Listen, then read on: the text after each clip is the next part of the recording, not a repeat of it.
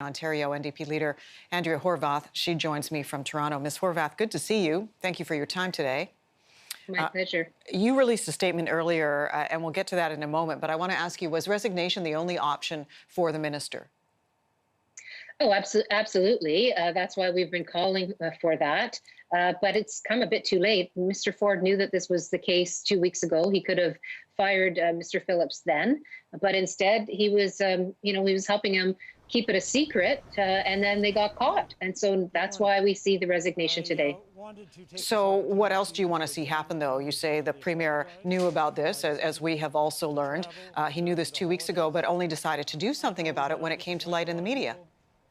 And that speaks to the character of the Premier. I mean, we see the character of the cabinet minister who resigned, Mr. Phillips, who's who had very bad judgment and then decided he was going to try to keep it all secret. But now we have the Premier who's pretty much done the same thing. He's helped to keep it secret until all of a sudden people know about it, and so that speaks to the Premier's character as well. Look, Doug Ford has always been about his insider friends and his insider buddies, and he was hoping that this little jaunt, this little trip from his insider cabinet minister wasn't going to break open, and it did, and that's the only reason we're talking about it. So what would you like to see happen to the Premier?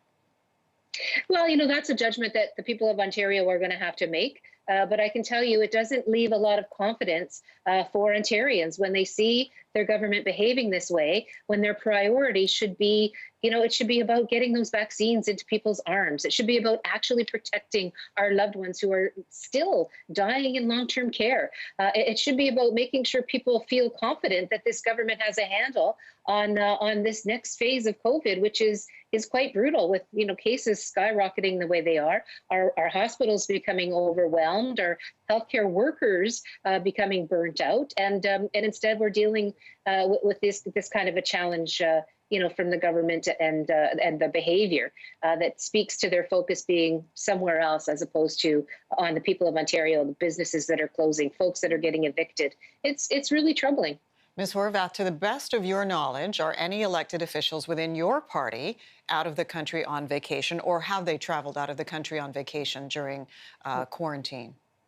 No, absolutely not. We've been taking this very seriously from day one, and we're going to continue to do that. But to my knowledge, there's been nobody from my caucus that that is traveling, and I don't think any of us would even think to travel, because we actually believe that we're supposed to follow the rules like everybody else. Initially, the Premier said that he didn't know that Rod Phillips had left the country. It was only when he called him and he picked up the phone in the Caribbean, I'm assuming, when he learned that. Is that unusual for a Premier not to know where his cabinet ministers are? I find it quite surprising, and it doesn't really sound very true to me. It doesn't ring with truth. I mean, we know that the cabinet minister in question, Mr. Phillips, was also participating in a meeting from St. Bart's that was part of his duties as a cabinet minister. So the fact that that happened and nobody was notified that he was going to be out of the country, it's really, really hard to believe. And that's another thing we may never know the truth around, which is also very troubling. But it certainly doesn't seem to be the case. I'm out of time, but at the end of the day, Mr. Phillips will have to answer to his constituents. Yeah, at the end of the day, he will have to, and Mr. Ford will have to answer to the people of Ontario, who have had so much tragedy to deal with, and so much difficulty, so much expectations put on them, such sacrifices, and this is what we're left with. Ontario NDP Leader Andrea Horwath, thank you for your time today. Appreciate it. Thank you. Happy New Year. You too.